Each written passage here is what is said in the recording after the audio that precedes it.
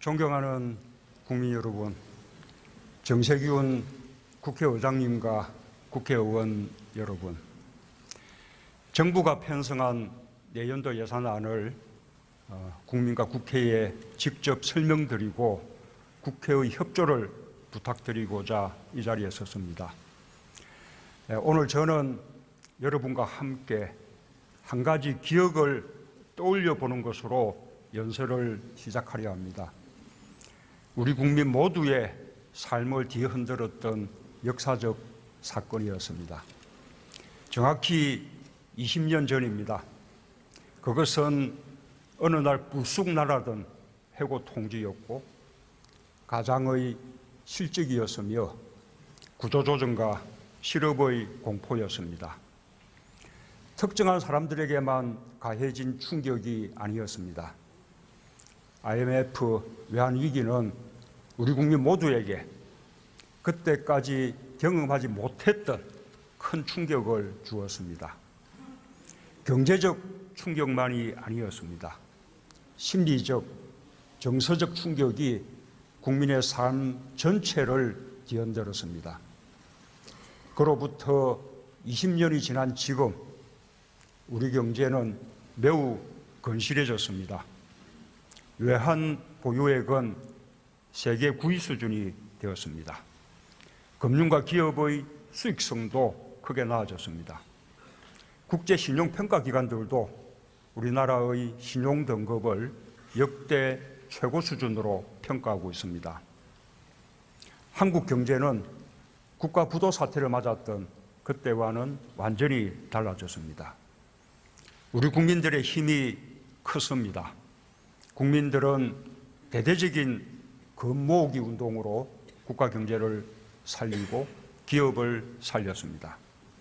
그야말로 피눈물 나는 세월을 견디고 버텨 위기를 극복해냈고 국가 경제는 더 크게 성장했습니다. 그러나 그 후유증은 국민들의 삶을 바꾸어 버렸습니다. 저성장과 실업이 구조화되었고 중산층이라는 자부심이 사라졌습니다. 송두리째 흔들린 삶의 기반을 복구하는 것은 오로지 개인의 능력과 책임에 맡겨졌습니다. 작은 정부가 선이라는 고정관념 속에서 국민 개개인은 자신과 가정을 지키기 위해 사력을 다해야 했습니다. 과로는 실직의 공포와 경쟁에서 살아남기 위해 감당해야 하는 당연한 일이었습니다. 나의 실패를 내 자식이 다시 겪지 않도록 자녀 교육과 입시에 모든 것을 쏟아부었습니다. 선배 세대들의 좌절은 청년들로 하여금 전문직이나 공공부문 같은 안정적인 직장을 열망하도록 만들었습니다. 무한 경쟁 사회에서 나를 지켜주는 것은 상식과 원칙이 아니더라 라는 생각도 커져갔습니다. 한번 실패하면 재기할 기회조차 갖기 어려운 구조에서 양보와 타협, 연대와 배려는 특별한 용기가 필요한 일이 되었습니다. 외환위기가 바꿔놓은 사회경제 구조는 이렇듯 우리 국민들의 삶을 무너뜨렸습니다. 세월호 광장과 촛불 집회는 지난 세월 우리 사회의 부조리와 모순을 한꺼번에 드러낸 공론의 장이었습니다. 국민들은 국가의 존재 이유가 무엇이냐고 물었습니다. 부정부패와 단호히 결별하고 불평등과 불공정을 바로잡을 것을 요구했습니다.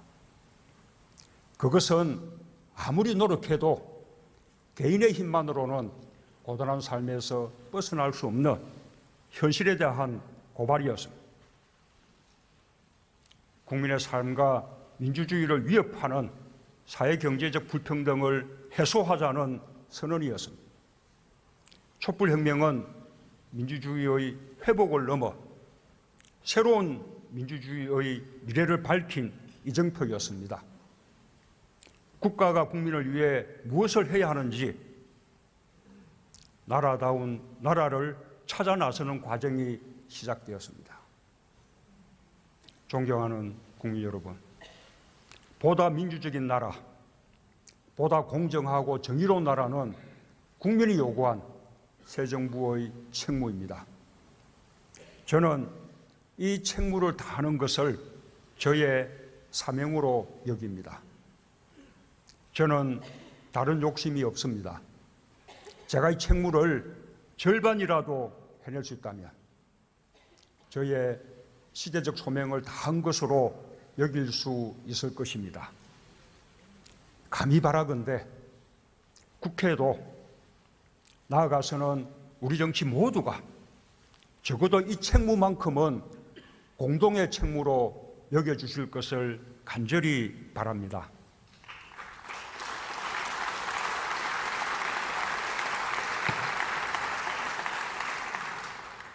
국민은 누구나 자기 삶의 모든 영역에서 인간으로서의 존엄성을 존중받고 보호받아야 합니다. 성실하게 하루 8시간 일하면 먹고 사는 걱정은 없도록 정책을 혁신해야 합니다. 아프면 돈 걱정 없이 치료받을 수 있도록 제도를 개선해야 합니다. 자신의 꿈과 재능을 펼칠 기회를 부당하게 빼앗기지 않도록 잘못된 관행을 청산해야 합니다.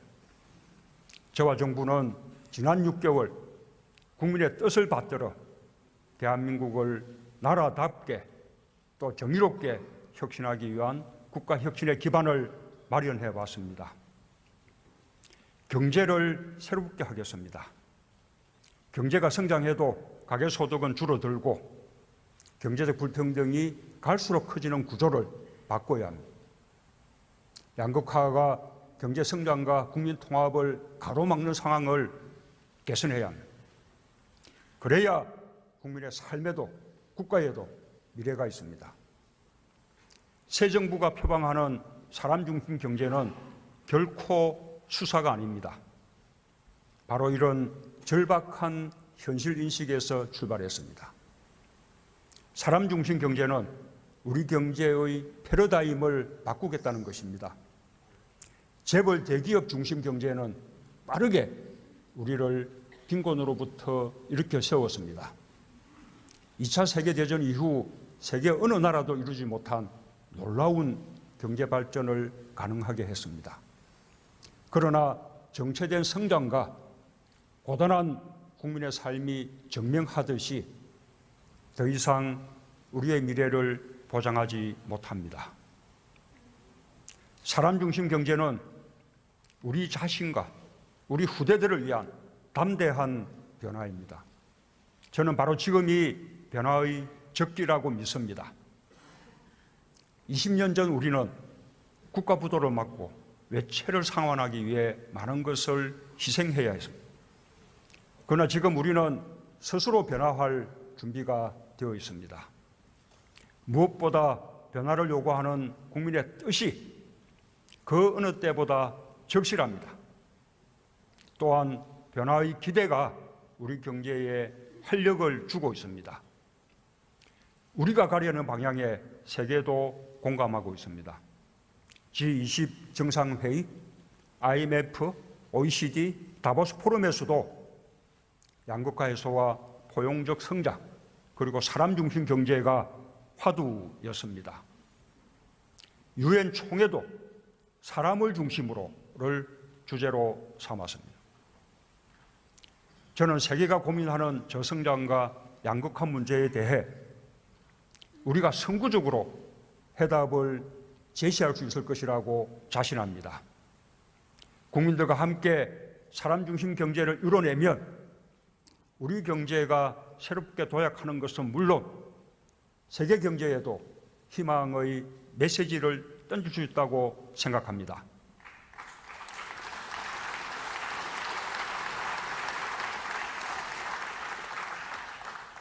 사람 중심 경제는 경제 성장의 과실이 국민 모두에게 골고루 돌아가는 경제입니다. 일자리와 늘어난 가계소득이 내수를 이끌어 성장하는 경제입니다.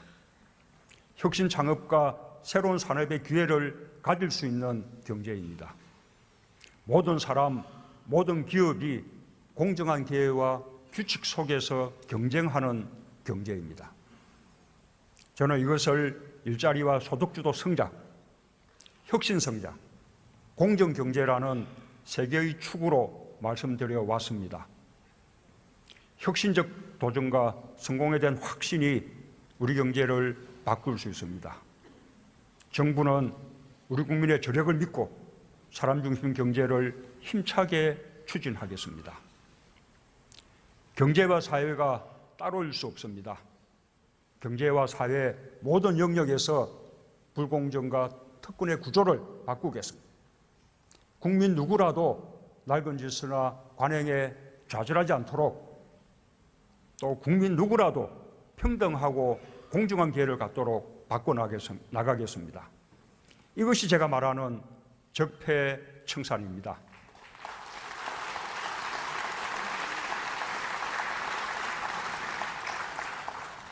권력기관의 개혁은 사회적 신뢰 회복을 위한 성결 과제입니다. 국정원은 국민의 정보기관으로 탈바꿈해야 합니다. 국정원이 국내 정치와 절연하고 해외와 대북 정보에만 전념하도록 개혁하겠습니다. 저의 의지는 확고합니다. 국회가 입법으로 뒷받침해 주시기를 기대하고 요청합니다.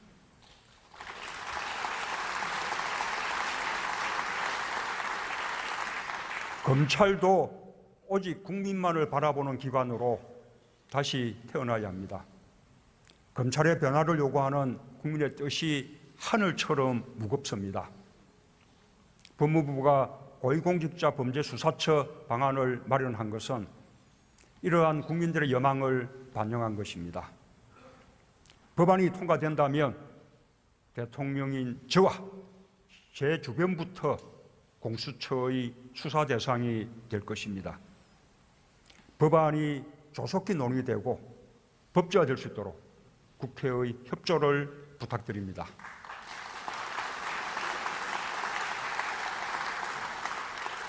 권력이 국민의 기회를 빼앗는 일도 없어야 합니다.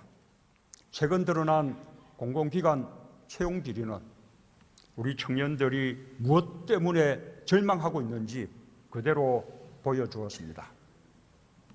공공기관이 기회의 공정성을 무너뜨리는 일은 결코 용납할 수 없습니다. 구조적인 채용 비리 관행을 반드시 혁파하겠습니다.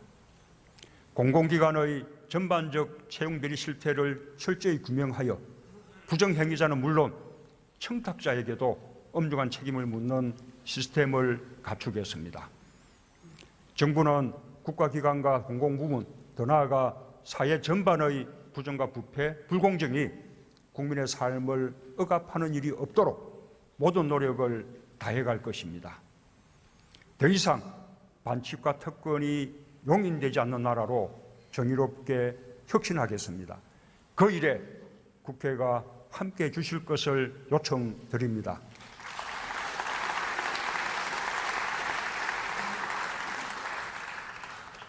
한반도는 우리 국민이 살고 있고 살아갈 삶의 공간입니다. 안전해야 합니다. 평화로워야 합니다. 이는 헌법이 대통령에게 부여한 책무이기도 합니다. 새 정부는 그 어느 때보다 엄중한 안보 환경에서 출범했습니다. 정부는 당면한 상황을 안정적으로 관리하는 한편 궁극적으로 한반도의 평화를 실현하기 위해 노력하고 있습니다. 우리 정부는 출범 이래로 지금까지 확고하고도 일관되는 원칙을 가지고 한반도 문제에 임해왔습니다. 앞으로도 마찬가지일 것입니다. 첫째, 한반도 평화 정착입니다.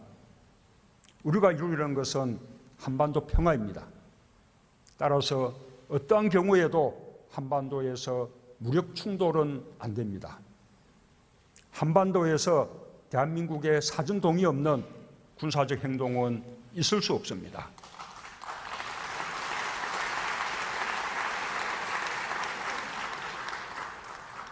둘째, 한반도 비핵화입니다. 남북이 공동선언한 한반도 비핵화 선언에 따라 북한의 핵 보유국 지위는 용납할 수도 인정할 수도 없습니다. 우리도 핵을 개발하거나 보유하지 않을 것입니다.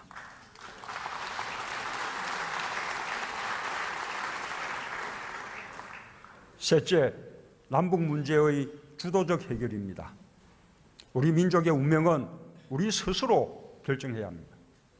식민과 분단처럼 우리의 의사와 무관하게 우리 운명이 결정된 불행한 역사를 반복하지 않을 것입니다.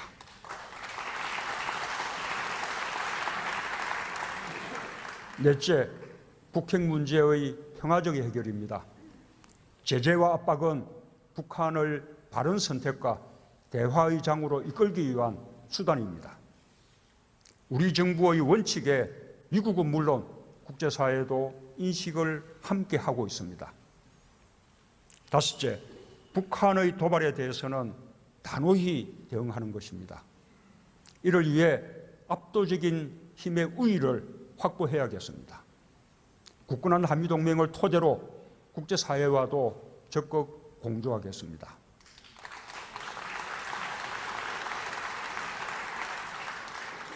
우리 정부는 이상의 원칙을 바탕으로 한반도 문제 해결을 위해 다각도로 노력하고 있습니다. 저는 국민과 헌법 앞에 선서한 대로 국민을 보호하고 평화로운 한반도를 실현하기 위해 할 수 있는 모든 일을 다하겠습니다. 북핵 문제 앞에서 정부와 국회 또 여와 야가 따로 수 없습니다. 한반도 정책에 있어서만큼은 초당적인 협조가 있기를 기대합니다.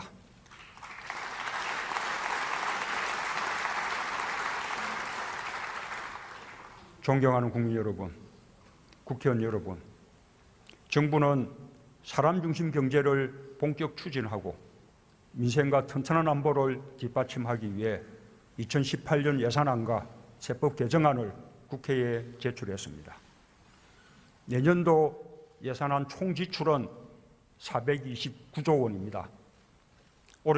올해보다 7.1% 증가한 수준으로 세계 금융위기 이후 가장 높은 증가율입니다. 새 정부 출범 후 처음 편성한 예산입니다. 경제와 민생을 살리기 위해 재정이 보다 적극적인 역할을 해야 한다고 판단했습니다. 재정 건전성 유지에도 만전을 기했습니다. 불효불급한 예산에 대한 강도 높은 구조조정을 통해 11조 5천억 원의 지출을 줄였습니다. 5조 5천억 원의 추가 세수가 확보되도록 세법 개정안도 제출했습니다. 국가 채무는 GDP 대비 39.6%로 올해와 비슷한 수준을 유지하도록 했습니다. 내년도 예산안과 세제 개편안은 일자리, 가계소득 증대, 혁신성장, 국민 안전과 안보에 중점을 두었습니다. 먼저 일자리 예산을 대폭 증액했습니다. 올해보다 2조 1천억 원 증가한 19조 2천억 원입니다. 우리 국민들, 특히 청년들에게 가장 절실한 예산입니다. 요즘 우리 경제가 좋아지고 있는데 고용 상황이 개선된다면 우리 경제는 더욱 상승세를 탈 수 있을 것입니다. 공공부문이 고용 창출을 선도하고 국민들에게 필요한 서비스를 제대로 제공할 수 있도록 했습니다. 경찰, 집배원, 근로감독관 등 민생 현장 공무원 3만 명을 늘리고 보육, 요양 등 사회서비스 일자리도 1만 2천 개 만들겠습니다. 민간 부분에서도 좋은 일자리가 많이 만들어지도록 지원하겠습니다. 중소기업이 청년 3명을 정규직으로 채용할 경우 1명분 임금을 지원하는 중소기업 추가 채용 제도를 내년에 2만 명으로 늘리겠습니다. 고용을 늘린 중견기업과 중소기업에 대한 세제 지원을 확대하겠습니다. 일자리 질을 개선하기 위한 지원도 강화했습니다. 예산안이 통과되면 비정규직을 정규직으로 전환하는 중소기업은 1인당 전환 지원금과 세제 지원이 대폭 늘어납니다. 임금을 인상한 중소기업의 세액 공제율도 2배 확대됩니다. 둘째, 국민들의 가처분 소득을 늘려주는 예산을 대폭 증액했습니다. 가계의 기초소득을 늘리고 생계비 부담을 줄여줌으로써 소비나 저축에 여력이 생기도록 하려는 것입니다. 서민층의 소득 증대는 소득주도 성장의 기반이기도 합니다. 주거급여와 교육급여를 인상해 기초생활보장급여를 현실화하겠습니다. 저소득층 청년들이 활용하도록 청년희망 키움 통장 제도를 신설했습니다. 가계의 의료비 부담을 대폭 줄이고 국가 책임을 높였습니다. 재난적 의료비 지원 대상을 4대 중증 질환에서 모든 질환으로 확대하고 치매안심센터와 요양시설 등 치매 국가 책임제 시설을 확충하도록 했습니다. 5세 이하 아동의 아동수당을 도입하여 내년 7월부터 월 10만 원씩 지원하겠습니다. 아이들 양육 부담을 조금이라도 덜어줄 것으로 기대합니다.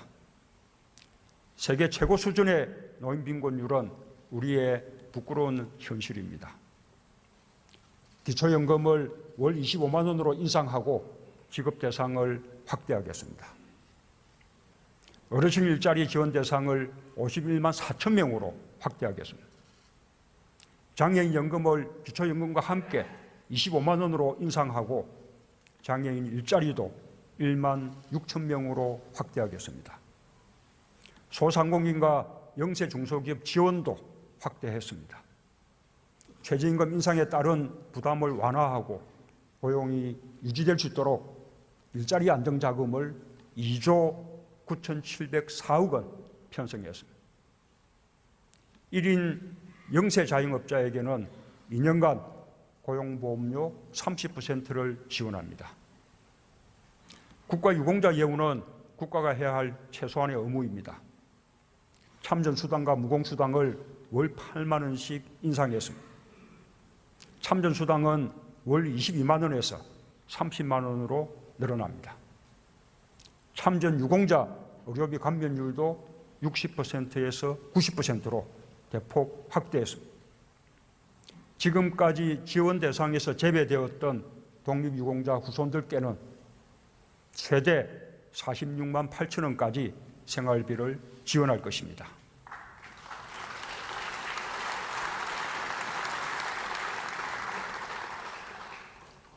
소득주도 성장을 뒷받침하기 위해 세법 개정도 추진합니다. 초고소득자의 소득세율과 과표 2천억 원 이상 초대기업의 법인 세율을 인상하는 세법 개정안을 국회에 제출하였습니다. 이를 통해 서민, 중산층, 소상공인과 중소기업 지원을 보다 강화할 수 있을 것으로 기대됩니다. 부자와 대기업이 세금을 좀 더 부담하고 그만큼 더 존경받는 세상이 바람직하다고 생각합니다. 셋째, 4차 산업혁명과 벤처 창업으로 새로운 성장 기반과 좋은 일자리를 만들기 위해 혁신성장 예산을 중점 반영했습니다. 우선 4차 산업혁명의 핵심 융합기술 개발을 위해 총 1조 5천억 원을 투자하겠습니다.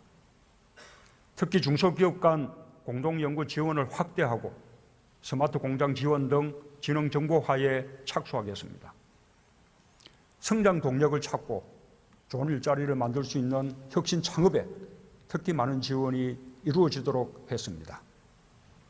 추경을 통해 8천억 원을 추가 출자한 중소기업 지원 펀드에 이어서 내년에는 투융자 복합 금융 지원을 확대하고 제도전 성공 패키지 지원 대상을 늘리겠습니다.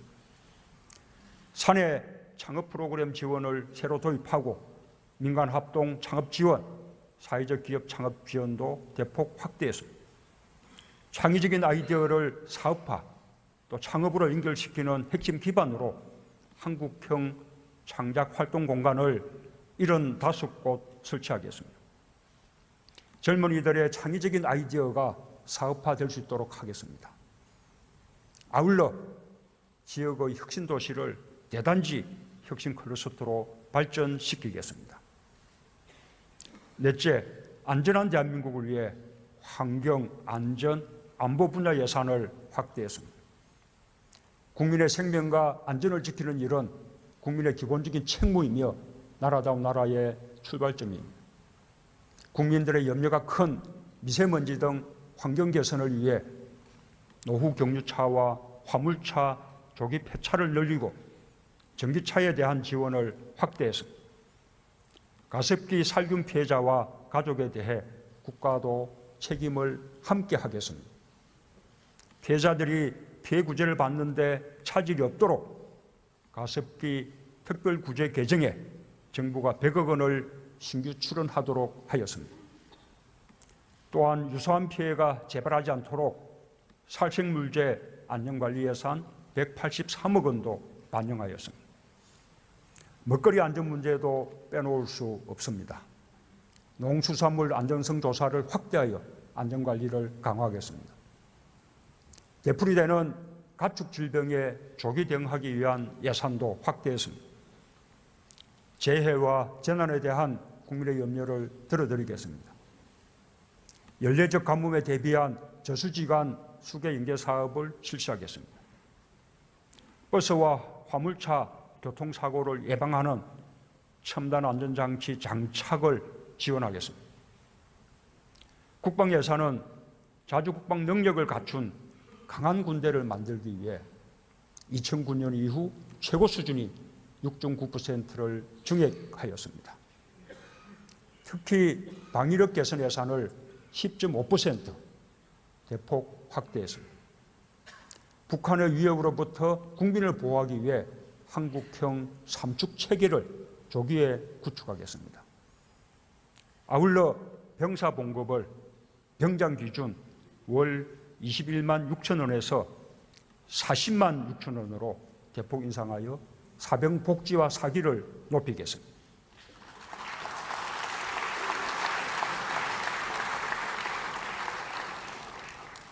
존경하는 국민 여러분, 국회의원 여러분, 국가가 자신의 역할을 다할 때 국민은 희망을 놓치지 않고 살아갈 수 있습니다. 어려울 때 국가가 든든하게 지켜주고 있다는 믿음을 주어야 합니다. 그것이 국가의 존재 이유입니다. 한 사람의 국민이 대한민국에서 인간답게 살아가기 위해서는 국방예산, 안전예산, 일자리 예산, 아동수당, 창업예산 등이 시줄 날줄로 엮여 뒷받침되어야 한다고 생각합니다. 무엇 하나 중요하지 않은 것이 없습니다. 예산은 단순한 숫자가 아닙니다. 정부의 정책 방향이며 우리가 지향하는 가치입니다. 이번 예산은 당면한 우리 경제 사회 구조의 문제를 해결하기 위한 고민의 산물입니다.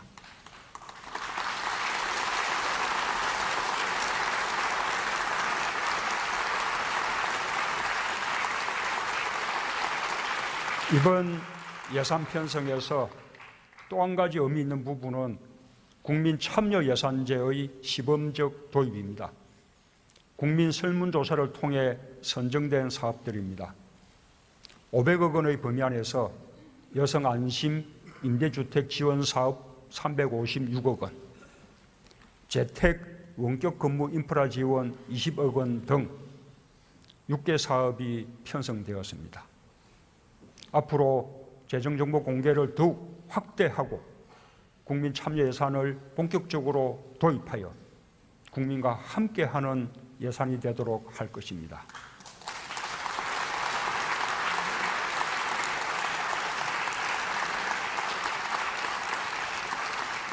이번 예산 사업에는 지난 선거에서 야당이 함께 제안한 공통공약 사업도 많습니다.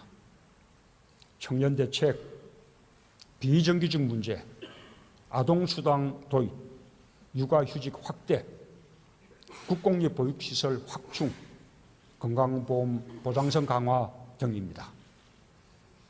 새 정부가 의욕적으로 추진하는 국정과제와 지난 대선의 공통공약, 안보 문제에 대해서 대승적 차원에서 국회의 적극적인 이해와 협조를 특별히 부탁드립니다.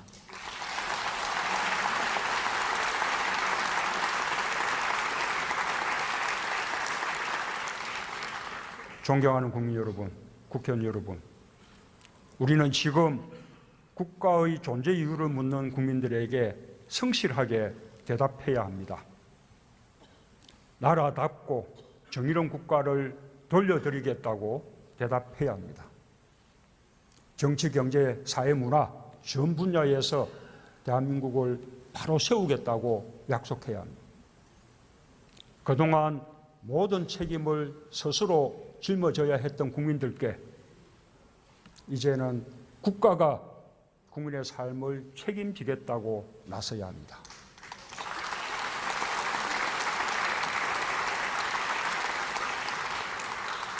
안보와 민생에는 여야가 따로 없습니다.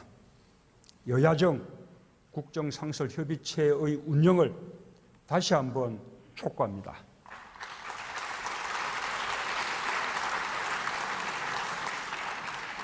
개헌은 국민의 뜻을 받드는 일입니다. 변화한 시대에 맞게 국민의 기본권을 확대해야 합니다. 수도권과 지방이 함께 발전할 수 있도록 지방 분권과 자치를 강화해야 합니다. 개헌은 내용에 있어서도 과정에 있어서도 국민의 참여와 의사가 반영되는 국민 개헌이어야 합니다. 국민 주권을 보장하고 정치를 개혁하는 개헌이어야 합니다. 저는 내년 지방선거 때 개헌 국민투표를 함께하는 것이 바람직하다고 생각합니다. 그 시기를 놓친다면 국민들이 개헌의 뜻을 모으기가 쉽지 않을 것입니다. 국회에서 일정을 헤아려 개헌을 논의해 주시기를 당부드립니다.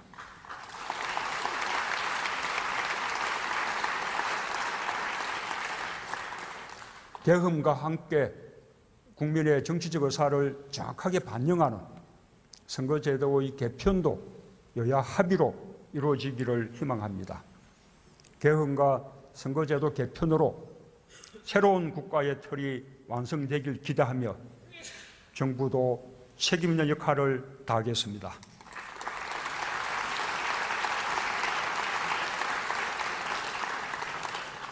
존경하는 국민 여러분, 정세균 국회의장님과 국회의원 여러분, 지난 10월 20일 신고리 오르코기 공론화 과정이 마무리되었습니다. 시민참여단은 반대 의견을 경청하고 배려하며 통합과 상생의 힘을 보여주셨습니다. 사회적 대화와 대타협이 얼마든지 가능하다는 것을 확인시켜 주었습니다. 참으로 우리 국민들이 자랑스럽습니다. 우리 국민들은 언제나 정치의 변화를 주도해 왔습니다. 지금도 국민들은 정치의 혁신을 요구하고 있습니다. 내 삶을 바꾸는 정치를 요구하며 스스로 나서고 있습니다. 이제 우리 정치권이 국민의 의지를 받들어 실천할 때입니다. 우리 정치가 지쳐지지 않게 협력하여 국민의 기대에 부응해야 합니다. 100일 앞으로 다가온 평창 동계올림픽과 패럴림픽의 성공은 국가적 과제입니다. 오늘은 그리스에서 출발한 성화가 도착하는 날이기도 합니다. 평창 동계올림픽과 패럴림픽은 한반도의 평화를 다질 수 있는 절호의 기회입니다. 국회와 의원님들께서 관심을 갖고 함께 주시길 부탁드립니다.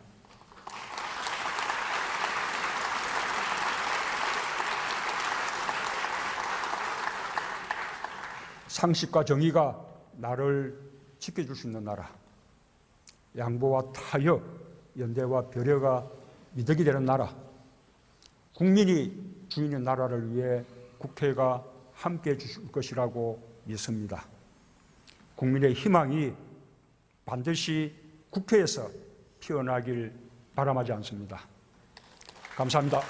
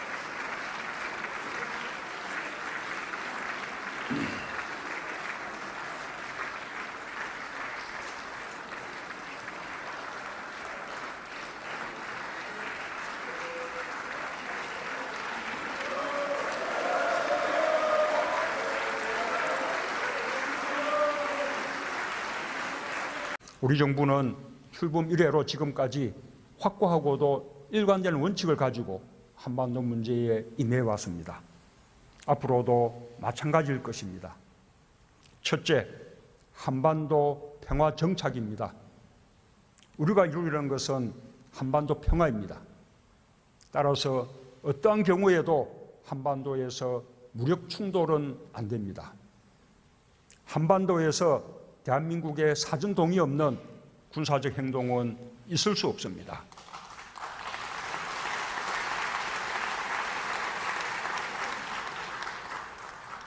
둘째, 한반도 비핵화입니다. 남북이 공동선언한 한반도 비핵화 선언에 따라 북한의 핵 보유국 지위는 용납할 수도 인정할 수도 없습니다. 우리도 핵을 개발하거나 보유하지 않을 것입니다.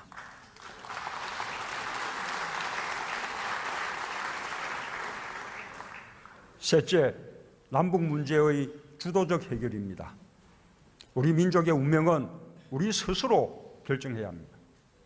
식민과 분단처럼 우리의 의사와 무관하게 우리 운명이 결정된 불행한 역사를 반복하지 않을 것입니다.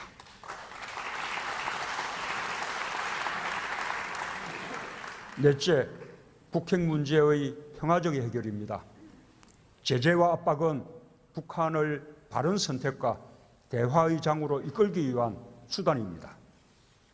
우리 정부의 원칙에 미국은 물론 국제사회도 인식을 함께 하고 있습니다. 다섯째, 북한의 도발에 대해서는 단호히 대응하는 것입니다. 이를 위해 압도적인 힘의 우위를 확보해야겠습니다. 굳건한 한미동맹을 토대로 국제사회와도 적극 공조하겠습니다.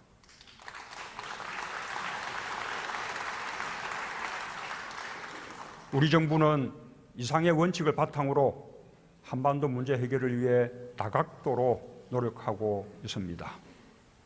저는 국민과 헌법 앞에 선서한 대로 국민을 보호하고 평화로운 한반도를 실현하기 위해 할 수 있는 모든 일을 다하겠습니다.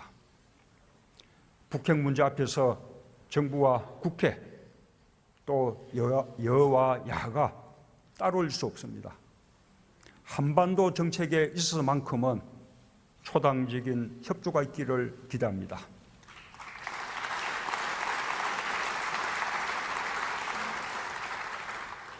존경하는 국민 여러분, 국회의원 여러분, 정부는 사람 중심 경제를 본격 추진하고 민생과 튼튼한 안보를 뒷받침하기 위해 2018년 예산안과 세법 개정안을 국회에 제출했습니다.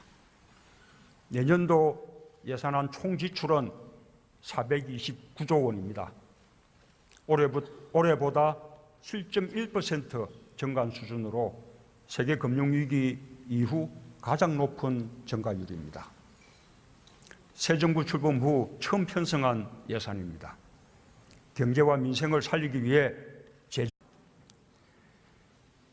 존경하는 국민 여러분, 정세균 국회의장님과 국회의원 여러분, 정부가 편성한 내년도 예산안을 국민과 국회에 직접 설명드리고 국회의 협조를 부탁드리고자 이 자리에 섰습니다.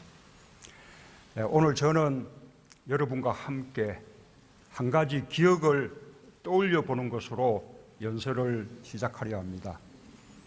우리 국민 모두의 삶을 뒤흔들었던 역사적 사건이었습니다. 정확히 20년 전입니다. 그것은 어느 날 불쑥 날아든 해고 통지였고 가장의 실직이었으며 구조조정과 실업의 공포였습니다.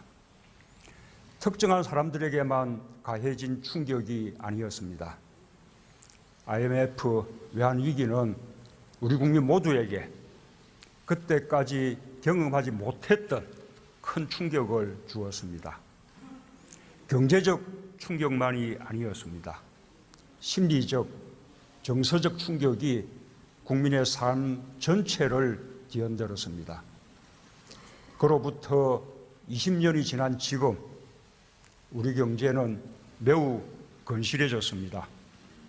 외환 보유액은 세계 9위 수준이 되었습니다. 금융과 기업의 수익성도 크게 나아졌습니다. 국제 신용평가기관들도 우리나라의 신용 등급을 역대 최고 수준으로 평가하고 있습니다. 한국 경제는 국가 부도 사태를 맞았던 그때와는 완전히 달라졌습니다. 우리 국민들의 힘이 컸습니다. 국민들은 대대적인 금 모으기 운동으로 국가 경제를 살리고 기업을 살렸습니다.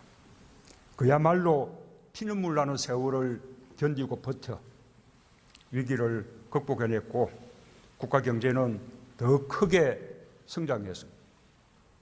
그러나 그 후유증은 국민들의 삶을 바꾸어 버렸습니다. 저성장과 실업이 구조화되었고 중산층이라는 자부심이 사라졌습니다. 송두리째 흔들린 삶의 기반을 복구하는 것은 오로지 개인의 능력과 책임에 맡겨졌습니다. 작은 정부가 선이라는 고정관념 속에서 국민 개개인은 자신과 가정을 지키기 위해 사력을 다해야 했습니다. 과로는 실직의 공포와 경쟁에서 살아남기 위해 감당해야 하는 당연한 일이었습니다.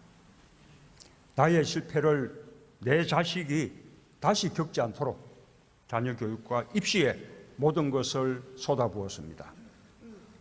선배 세대들의 좌절은 청년들로 하여금 전문직이나 공공부문 같은 안정적인 직장을 열망하도록 만들었습니다.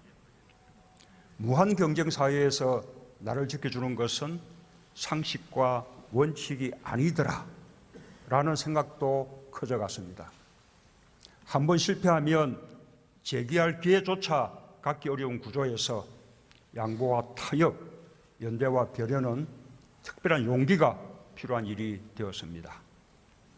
외환위기가 바꿔놓은 사회경제 구조는 이렇듯 우리 국민들의 삶을 무너뜨렸습니다. 세월호 광장과 촛불 집회는 지난 세월 우리 사회의 부조리와 모순을 한꺼번에 드러낸 공론의 장이었습니다. 국민들은 국가의 존재 이유가 무엇이냐고 물었습니다.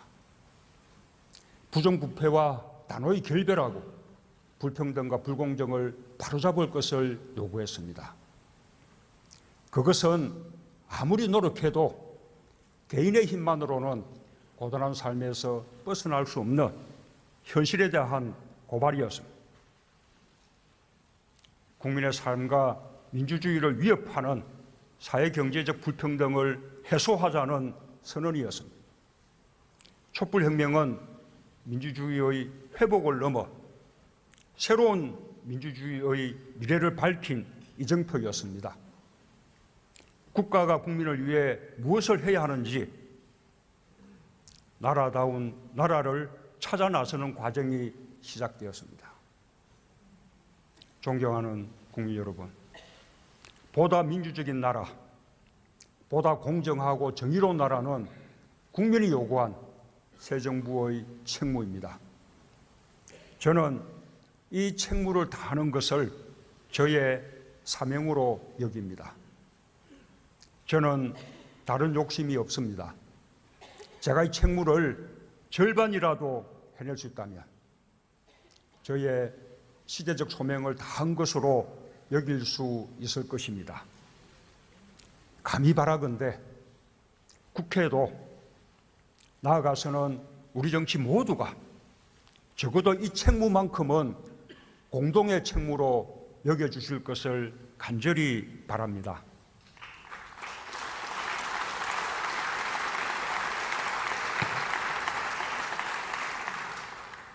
국민은 누구나 자기 삶의 모든 영역에서 인간으로서의 존엄성을 존중받고 보호받아야 합니다.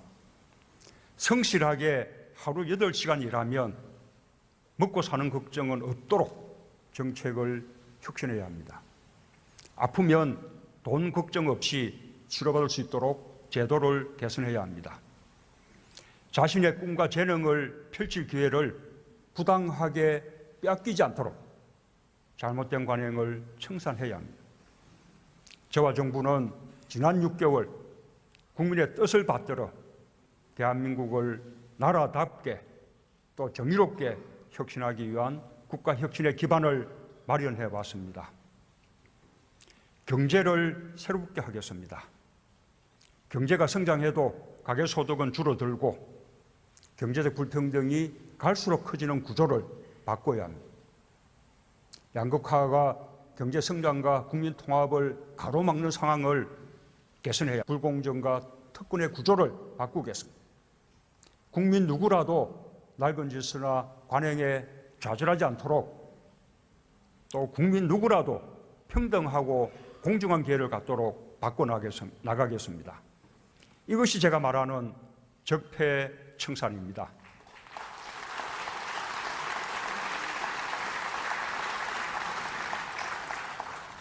권력기관의 개혁은 사회적 신뢰 회복을 위한 선결 과제입니다. 국정원은 국민의 정보기관으로 탈바꿈해야 합니다. 국정원이 국내 정치와 절연하고 해외와 대북 정보에만 전념하도록 개혁하겠습니다. 저의 의지는 확고합니다. 국회가 입법으로 뒷받침해 주시기를 기대하고 요청합니다.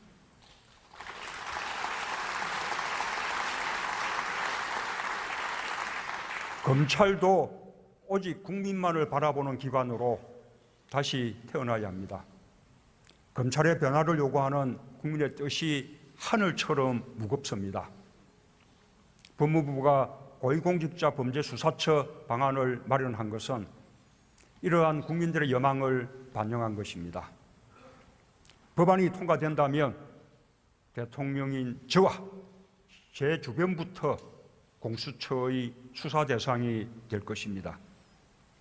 법안이 조속히 논의되고 법제화될 수 있도록 국회의 협조를 부탁드립니다.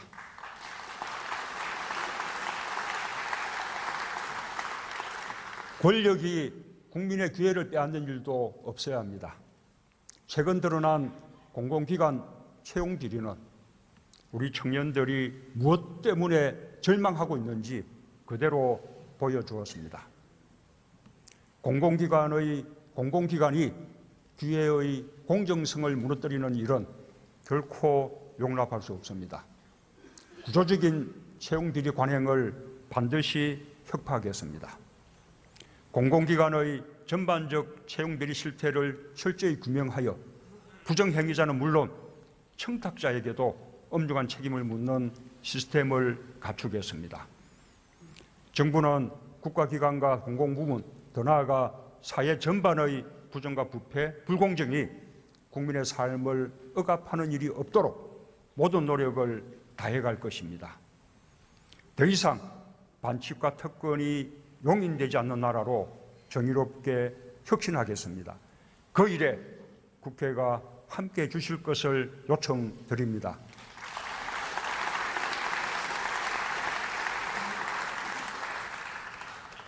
한반도는 우리 국민이 살고 있고 살아갈 삶의 공간입니다. 안전해야 합니다. 평화로워야 합니다. 이는 헌법이 대통령에게 부여한 책무이기도 합니다. 새 정부는 그 어느 때보다 엄중한 안보 환경에서 출범했습니다. 정부는 당면한 상황을 안정적으로 관리하는 한편 궁극적으로 한반도의 평화를 실현하기 위해 노력하고 있습니다. 그래야 국민의 삶에도 국가에도 미래가 있습니다. 새 정부가 표방하는 사람 중심 경제는 결코 수사가 아닙니다. 바로 이런 절박한 현실 인식에서 출발했습니다. 사람 중심 경제는 우리 경제의 패러다임을 바꾸겠다는 것입니다. 재벌 대기업 중심 경제는 빠르게 우리를 빈곤으로부터 일으켜 세웠습니다. 2차 세계대전 이후 세계 어느 나라도 이루지 못한 놀라운 경제 발전을 가능하게 했습니다. 그러나 정체된 성장과 고단한 국민의 삶이 증명하듯이 더 이상 우리의 미래를 보장하지 못합니다. 사람 중심 경제는 우리 자신과 우리 후대들을 위한 담대한 변화입니다. 저는 바로 지금이 변화의 적기라고 믿습니다. 20년 전 우리는 국가 부도를 막고 외채를 상환하기 위해 많은 것을 희생해야 했습니다.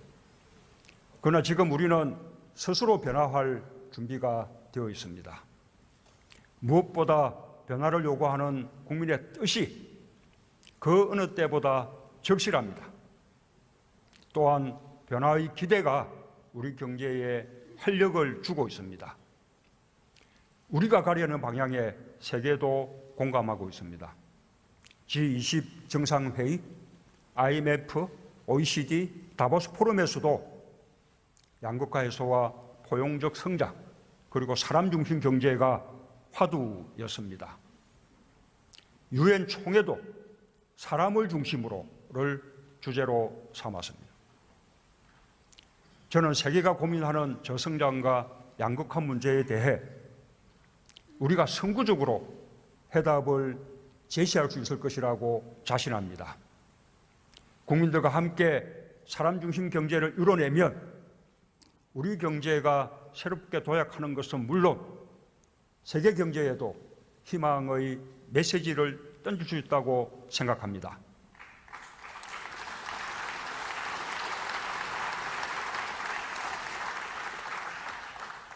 사람 중심 경제는 경제 성장의 과실이 국민 모두에게 골고루 돌아가는 경제입니다. 일자리와 늘어난 가계소득이 내수를 이끌어 성장하는 경제입니다. 혁신 창업과 새로운 산업의 기회를 가질 수 있는 경제입니다. 모든 사람, 모든 기업이 공정한 기회와 규칙 속에서 경쟁하는 경제입니다. 저는 이것을 일자리와 소득주도 성장, 혁신 성장, 공정 경제라는 세 개의 축으로 말씀드려 왔습니다. 혁신적 도전과 성공에 대한 확신이 우리 경제를 바꿀 수 있습니다. 정부는 우리 국민의 저력을 믿고 사람 중심 경제를 힘차게 추진하겠습니다. 경제와 사회가 따로일 수 없습니다. 경제와 사회 모든 영역에서